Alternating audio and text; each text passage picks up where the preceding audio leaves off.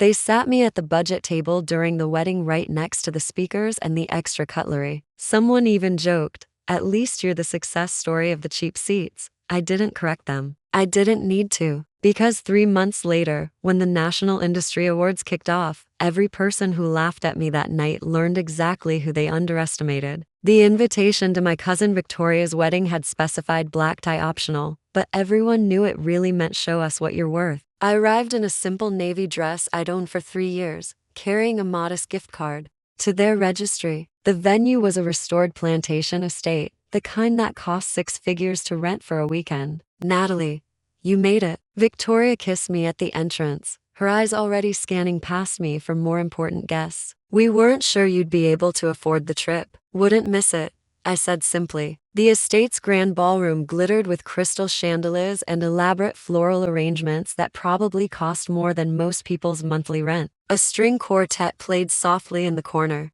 Ice sculptures shaped like swans slowly melted near the champagne fountain. I found my name at the seating chart exactly where I expected it. Table 17 in the far back corner near the kitchen doors. The budget table, as my cousin Emma had called it in the family group chat, thinking I wouldn't see. The table for family members who didn't quite measure up, who needed to be invited, but didn't warrant premium placement. My table mates were already seated when I arrived. Great Uncle Harold, who smelled like mothballs and told the same 3 stories on repeat. Second cousin Jennifer, going through her 3rd divorce. Aunt Carol's new boyfriend, whose name no one could remember. And my younger cousin David, fresh out of college and already apologizing for not having made it yet. "Natalie," David said, brightening when he saw me. "Thank God, someone normal." I smiled and took my seat. The centerpiece was smaller than those at the front tables, the flowers slightly less fresh. Our champagne was Persu. Our table linens had a small stain that someone had tried to flip underneath. From our position, I had a perfect view of the important tables. Table 1, closest to the bride and groom's sweetheart table, held Victoria's new in-laws, old money, the kind that whispered rather than shouted. Table 2 was my successful cousins, Emma and her hedge fund manager husband Marcus and his surgeon wife Christina, who just made partner at her law firm. Table 3 was my mother's siblings and their accomplished children. Aunt Sarah, who never missed an opportunity to compare her children's achievements to mine. Uncle Richard, whose son had just been promoted to vice president at a Fortune 500 company. Aunt Catherine, whose daughter was a published author with a book tour across 12 states. My mother sat at table 4, positioned so she could see me, but with enough distance to maintain plausible deniability about our relationship. She wore her disappointment like a designer handbag, expensive and obvious. The ceremony began at 6. Victoria looked stunning in her custom Vera Wang gown. Her fiancé, Preston, came from a family that owned a chain of luxury car dealerships across the South. The vows were traditional. The kiss was perfectly timed for photographs, and the recession was exactly long enough to allow the important guests to reach the cocktail hour first. At the cocktail hour, I accepted a glass of Prosecco and examined the elaborate appetizer stations. Oyster bar, sushi station, carving station with prime rib, artisanal cheese display that looked like edible architecture. "Natalie, sweetheart," Aunt Sarah descended on me, her smile sharp. "How wonderful that you could make it. We know how busy you must be with your little consulting work." "It's going well, thank you," I said. "Still working from home, I assume." "Such a modern arrangement, though. I suppose it saves on professional wardrobe costs." Her eyes swept my 3-year-old dress with practiced assessment. Uncle Richard joined us, bourbon in hand. "Natalie, haven't seen you since last Christmas. Still doing that independent contractor thing?" "I am brave," he said in a tone that clearly meant foolish. "No benefits, no security, no real career track. But I suppose some people prefer flexibility over stability." Cousin Emma approached with her husband Bradley. "Oh, Natalie, we were just talking about you." Bradley was asking which family members had real careers versus hobbies. Bradley laughed, the sound like ice clinking in an empty glass. "Emma explained you do some kind of freelance work consulting. Is it strategic business consulting?" I said quietly. "How quaint," Aunt Sarah interjected. "My neighbor does something similar. Charges $50 an hour to help small businesses with their social media." "Is that the sort of thing you do?" "Something like that," I replied. My mother appeared, her smile tight. "Natalie, darling, Why don't you try the shrimp? It's quite good though. I suppose you're not used to this level of catering. Marcus joined the growing circle, his surgeon wife Priya on his arm. Natalie, good to see you. Priya and I were just discussing how impressive Victoria's wedding is. Preston's family really knows how to throw an event. This must be quite the experience for you. It's lovely, I said. I imagine it's different from what you're accustomed to, Priya added, her voice dripping with false kindness. But exposure to this level of success must be inspiring. Show you what's possible when you really apply yourself. Christina appeared with a champagne flute. Real champagne, not Proco. Speaking of success, did everyone hear about my promotion? Senior partner. Finally, the firm is giving me the corner office and doubling my support staff. Congratulations erupted around the circle. Aunt Sarah beamed. Uncle Richard raised his bourbon and toast. My mother's face lit up with the kind of pride I'd never seen directed at me. That's real achievement, Uncle Richard declared. Partnership at 39. That's the kind of success we value in this family. Not everyone can reach those heights, Aunt Sarah said, glancing at me. Some people are satisfied with simpler paths, and that's fine too. The world needs all types. The dinner bell chimed, calling us to our assigned tables. I returned to table 17, where Great-Uncle Harold was already halfway through his first story. The salad course arrived. Baby greens with vinaigrette for us, while I could see the front tables receiving arugula with pear, candied walnuts, and gorgonzola. From my seat, I watched the important tables, watched Aunt Sarah hold court, describing Christina's promotion in elaborate detail, watched Emma show off photographs of her new summer home in the Hamptons, watched Marcus discuss his latest research paper that was under review at a prestigious medical journal. My mother kept glancing back at me, her expression a mixture of pity and embarrassment. The main course arrived. Our table received chicken slightly dry, clearly from the first batch that had been sitting too long. The premium tables got filet mignon and lobster tail. The contrast wasn't subtle. They really put us in the overflow section, David muttered. Might as well have seated us in the parking lot. After dinner, the toasts began. Victoria's father spoke about legacy and family tradition. Preston's father discussed the importance of building wealth across generations. The best man made jokes about Preston's 6F-figure salary and his collection of luxury watches. Then came the family tributes. Aunt Sarah stood, microphone in hand, and proceeded to list every achievement of every successful family member, lingering especially long on Christina's partnership and Emma's real estate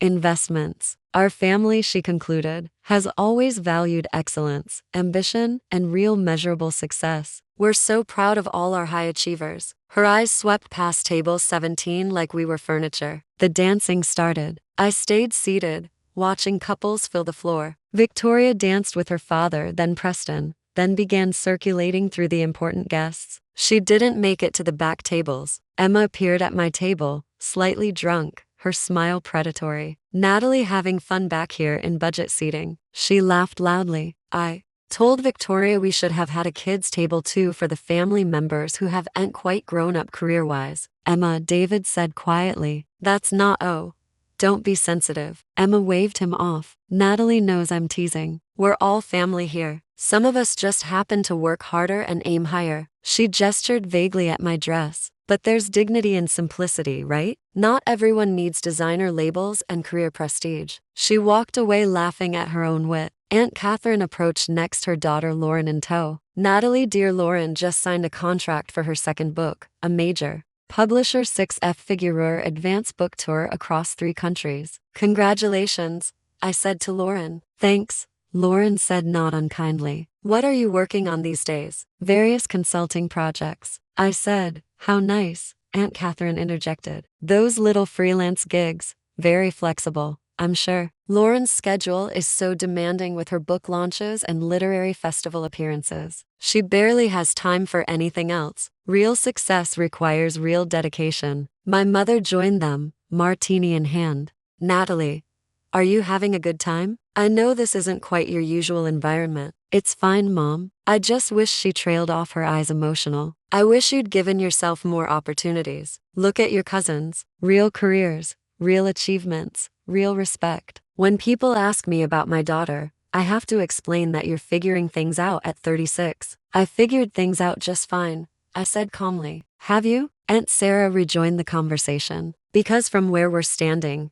it looks like you've been treading water for years while everyone else moved forward. Uncle Richard appeared with a fresh bourbon. It's not too late, Natalie. You're still young enough to start a real career. I could ask around, see if anyone needs entry-level staff. You'd have to start at the bottom, obviously, but at least it would be legitimate work. I appreciate the offer, I said, but I'm content with my current path. Content, my mother repeated sadly. That's the problem. You're content with mediocrity while your cousins chase excellence. The speeches continued. More toasts, more tributes to success and achievement, and the importance of marrying well and building empires and leaving legacies. Each word felt designed to emphasize the divide between the important tables and Table 17. Victoria's new mother-in-law gave a speech about the importance of surrounding yourself with excellence. You become like the 5 people you spend the most time with, she declared. Choose successful people and you'll become successful. Choose mediocrity and well, she didn't finish the sentence. Didn't need to. At 9 o'clock, Victoria announced a special surprise. Preston and I wanted to do something different for our wedding entertainment, she said, her voice amplified through the sound system. We're going to stream the International Business Leadership Awards live. Preston's father is receiving a Lifetime Achievement Award and we thought it would be wonderful to share this moment with all of you. Applause rippled through the room. Clearly, most of the important guests already knew about this. A massive projection screen descended from the ceiling. The lights dimmed. The awards ceremony live stream began showing an elegant ballroom in New York City filled with people in formal attire. The ceremony opened with a montage of past winners, CEOs of major corporations, founders of billion-dollar startups, leaders who'd revolutionized entire industries. The host appeared, a famous business journalist whose books I'd actually read. Welcome to the 25th Annual International Business Leadership Awards, she announced. Tonight, we honor the visionaries, the innovators, the leaders who have fundamentally transformed how we do business in the modern era. At Victoria's wedding, the front tables watched with interest. Table 17 was mostly ignored. Great Uncle Harold had fallen asleep and Jennifer was scrolling through her phone. The ceremony began with the smaller categories: innovation in technology, breakthrough startup of the year, excellence in sustainable business practices. Each winner gave a brief speech, accepted their crystal trophy, and exited. Aunt Sarah turned in her seat to look at me. Even from this distance, I could see her smirk. This was exactly her kind of event, celebrating the type of success she valued, the type she wished I'd achieved. The host returned to the podium. And now we come to our major awards of the evening. First, the Global Impact Award presented to the individual whose business has created the most significant positive change across multiple countries and industries. The screen showed images of hospitals, schools, clean water facilities, manufacturing plants, community centers, all funded and built by the award winner's corporation and charitable foundation. This year's recipient, the host continued, has built an enterprise that operates in 37 countries, employs over 60,000 people, and has pioneered breakthrough approaches to ethical supply chain management, sustainable manufacturing, and corporate social responsibility. More images flashed. Factories with solar panels, employee programs providing free education and healthcare, community investment initiatives, environmental restoration projects. Their work in transforming traditional consulting into a model that empowers local businesses in developing economies has created over 200,000 jobs globally. Their charitable foundation has donated $1.8 billion to education and infrastructure development. Victoria's guests were watching with polite interest. This wasn't Preston's father. His award was later, but it was impressive enough to maintain attention. Ladies and gentlemen, the host said, the Global Impact Award goes to Natalie Morrison, founder and CEO of Morrison Global Strategic Consulting. The wedding reception erupted in confused whispers. On the screen, I appeared walking onto the stage in New York City in a custom-tailored black gown, hair professionally styled, diamonds at my throat and ears. I looked nothing like the simple woman in the navy dress sitting at table 17. That can't be, Aunt Sarah started. Is that our Natalie? Emma's voice carried across the room. My mother's martini glass slipped from her hand, shattering on the floor. On screen, I accepted the crystal trophy, shook hands with the host, and approached the microphone. Thank you, My voice echoed through both the New York ballroom and Victoria's wedding reception. When I started Morrison Global 13 years ago, people thought I was crazy to leave a stable corporate job to pursue independent consulting. My family was particularly concerned. Nervous laughter rippled through both audiences. I was told I was choosing a hobby over a real career. I continued that freelancing was just a temporary phase, that I needed security benefits, a traditional path. But I saw something different. I saw an opportunity to revolutionize how businesses approach strategic consulting, particularly in emerging markets. The screen showed graphs of exponential growth, maps of global expansion, photographs of the lives changed by Morrison Global's work. Today, Morrison Global operates in 37 countries with offices in 23 major cities. We employ 63,000 consultants,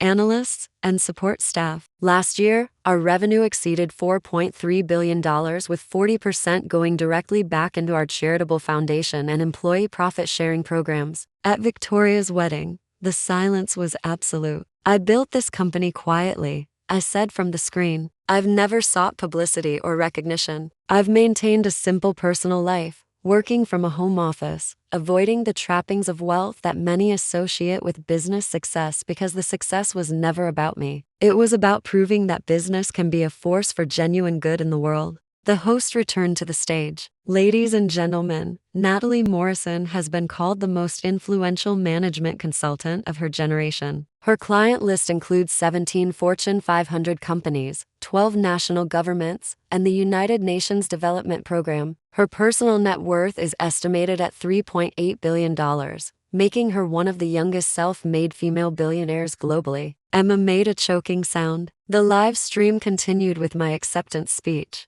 I discuss Morrison Global's expansion plans, our commitment to ethical business practices, our goal of creating 1 million jobs globally by 2030. I thanked my team, my mentors, the clients who trusted us. I didn't mention my family, didn't thank them, didn't acknowledge their existence. The camera panned across the New York audience. I could see the CEOs I'd consulted for, government ministers I'd advised, fellow entrepreneurs I'd collaborated with, an audience of actual peers, actual colleagues, actual respect. Victoria's wedding reception remained frozen. On screen, I finished my speech to thunderous applause and exited the stage. The awards ceremony continued. Preston's father received his Lifetime Achievement Award for building a successful regional car dealership chain. Respectable, certainly, but after my segment, it felt almost quaint. Local success versus global impact. Millions versus billions. When the live stream ended and the lights came back up, Victoria stood at her microphone, face pale. I didn't know, she stammered. Natalie never said. Every head in the room turned to look at table 17. Great Uncle Harold had woken up during the commotion. Did I miss something? He asked. The silence broke like a dam bursting. Aunt Sarah stood abruptly, her chair scraping loudly. This is impossible. Natalie, you're a freelance consultant. You work from home. You drive a 10-year-old Honda. I do, I confirmed calmly. I like that car. It's reliable. My mother was crying, actual tears streaming down her face. You let us think. All these years we thought you were struggling. You assumed I was struggling. I corrected. I never said I was. Emma appeared at my table, her face a mottled red. You own a multi-billion-dollar company. You employ 60,000 people. And you sat here while I mocked you. You seem to be enjoying yourself. Uncle Richard's bourbon sat forgotten as he pulled out his phone, frantically Googling Morrison Global Strategic Consulting. Oh my God, real Natalie. You're on the Forbes billionaire list. Number 743. You're worth $3.8 billion. The estimate is slightly high. I said it's closer to 3.6 after the latest charitable donations. Christina had gone pale. You work with Fortune 500 companies. Your client list. These are the biggest corporations in the world. They have interesting challenges. I said, I enjoy solving complex problems. Marcus was reading from his phone, his voice shaking. You advise the UN on their sustainable development programs. You consulted for the World Bank. Natalie, you've met with heads of state. 12 heads of state, I clarified. 13 if you count the Secretary General, though technically that's not a state. Aunt Catherine looked like she might faint. Lauren's book deal. Her 6F Figueroa advance is wonderful, I said sincerely. Writing is hard work. She should be proud. But you just won an award in front of thousands of business leaders. Aunt Catherine continued, you're wearing a gown that probably costs more than my 3-year-old navy dress. I suggested I have appropriate attire for business functions. I just don't wear it to family events. Victoria had descended from the head table, Preston trailing behind her, looking confused. Natalie, I seated you at table 17. I put you in the back near the kitchen. I noticed, I said. But you're more successful than everyone here combined. You should have been at the head table. You should have been honored, featured, celebrated. Should I have been? I asked. What changed between 6 hours ago and now? We didn't know. Victoria protested. Exactly. I said. You didn't know. You assumed. You judged. You seated me according to what you perceived as my value, not according to my relationship to you. My mother was at my side now, gripping my arm. Why didn't you tell us? Why did you let us treat you like a failure? Did I let you treat me like a failure? I asked gently. Or did you choose to treat me that way regardless of my actual success? Priya spoke up, her surgeon's composure cracking. But your LinkedIn profile says independent consultant. No company name, no details. I value privacy, I said. Morrison Globals. Clients know who I am. That's sufficient. Emma was still reading from her phone, her voice rising with each sentence. You've written 3 books on strategic business transformation. You lecture at Harvard Business School. You're on the board of directors for 6 major corporations. Natalie, you're famous. In business circles, you're genuinely famous. In certain circles, I agreed. I prefer to keep my professional life separate from my personal life. Bradley, Emma's husband, had found a video of me delivering a keynote at a major conference. Thousands in attendance, standing ovation, genuine reverence from an audience of business leaders. You command speaking fees of $250,000 per event, he read. Your consulting rate is $5,000 per hour. Your last book was a New York Times bestseller in the business category. It did well, I acknowledged. Uncle Richard's hand was shaking as he showed me his phone. I offered you an entry-level position. I suggested you start at the bottom of someone's company. I told you it wasn't too late to build a real career. You did? I said. I'm a regional sales manager making $90,000 a year, he continued, his voice breaking. And I offered you career advice. You could buy my company 1,000 times over. I could. I agreed. But I wouldn't. It's not strategically aligned with Morrison Global's core competencies. Aunt Sarah sank into a chair at my table uninvited. When you said you were a consultant, I thought you helped small businesses with their Facebook pages or something. I understand the confusion, I said. The word consultant covers a broad range of services. Lauren appeared, her face stricken. I bragged about my book tour. I talked about traveling to 3 countries like it was impressive. You operate in 37 countries. Your book tour is impressive, I said kindly. Different types of success aren't competitive. You're bringing stories to readers. That matters. But you brought jobs to hundreds of thousands of people. Lauren said you built hospitals and schools. You changed lives on a massive scale. Different purposes, I said, both valuable. Marcus was still scrolling. Your charitable foundation donated $720 million last year alone. That's more than most corporations earn in profit. We had a good year, I said. Victoria had started crying,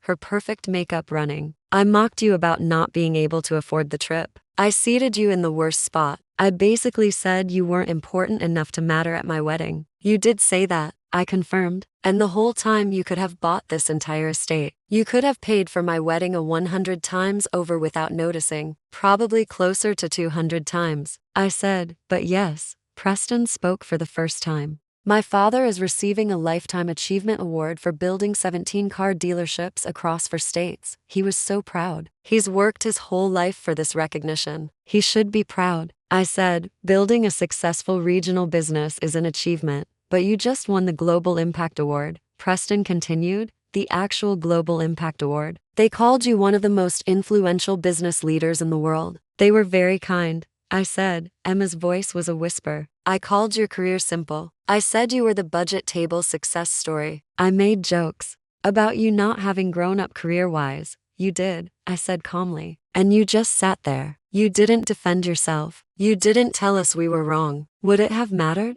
I asked. If I'd said, actually, I run a multi-billion-dollar global consulting firm, would you have believed me? Or would you have thought I was delusional or lying? Silence. That's what I thought. I said my mother was openly sobbing now. I told you I was embarrassed when people asked about you. I said you'd chosen mediocrity. I wished you'd given yourself more opportunities. I remember. I said, but you've accomplished more than all of us combined, more than I ever dreamed possible. Different dreams, I said. I wasn't trying to compete with anyone. Christina's phone showed my Wikipedia page. Your company has won 17 major industry awards. You've been profiled in The Economist, Fortune, Forbes, Bloomberg. There's a case study about your business model taught at 8 business schools. 9 now, I corrected. Stanford just added 1. Aunt Catherine was reading from an article. This profile says you're known for your humility and privacy. That you refuse most interview requests. That you live modestly despite your wealth because you believe business success should be measured by impact,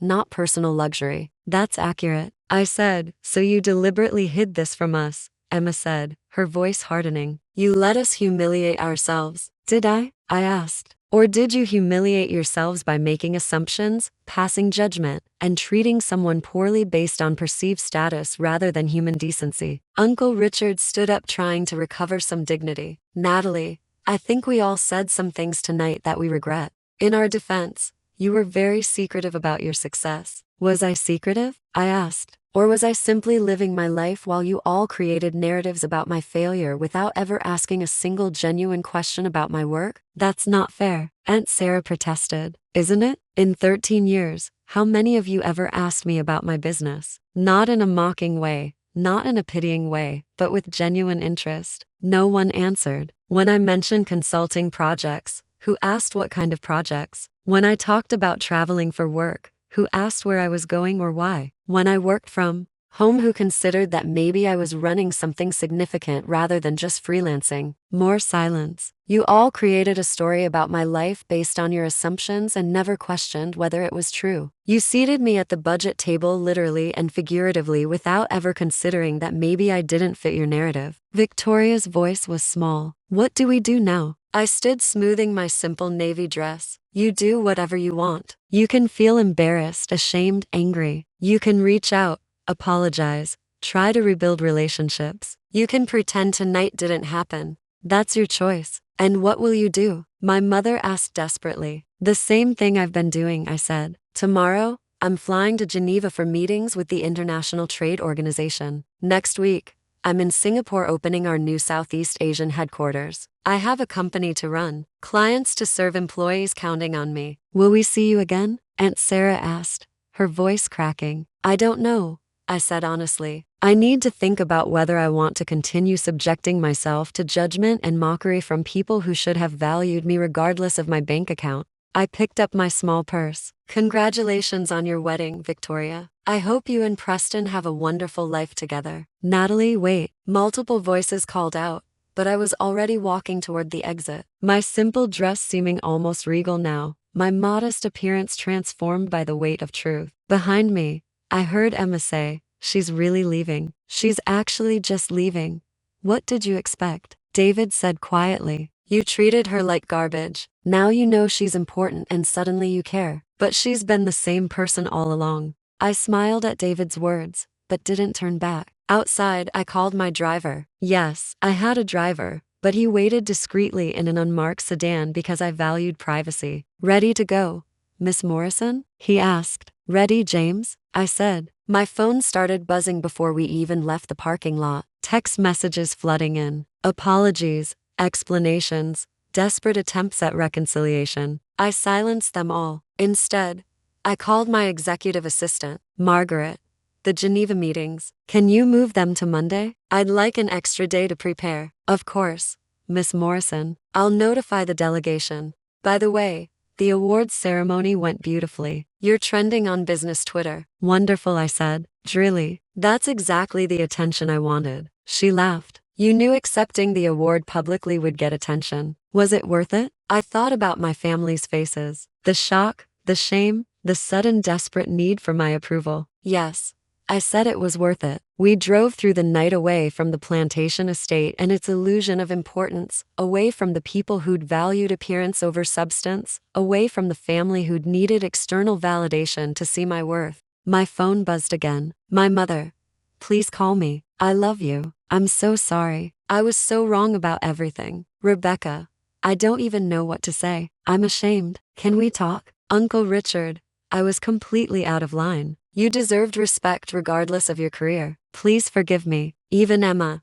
You have every right to hate us. I hate myself right now. What I said was unforgivable. I put the phone away and watched the city lights blur past the window. They were sorry now. Now that they knew. Now that they'd seen the proof on a screen, heard it from an authoritative third party, seen the numbers and awards and validation from people they considered important. But would they have been sorry if I'd remained what they thought I was? A struggling freelancer with a simple life and modest means. I already knew the answer. Tomorrow, I would wake up in my comfortable, unpretentious apartment. I would review the Geneva presentation materials. I would check in with my executive team across 6 time zones. I would approve the latest charitable foundation grants. I would be exactly who I'd always been, a person who measured worth by impact rather than appearance, by character rather than status, by genuine accomplishment rather than superficial markers of success. And I would do it all without needing their validation, their approval, or their belated respect. The road ahead was dark and quiet,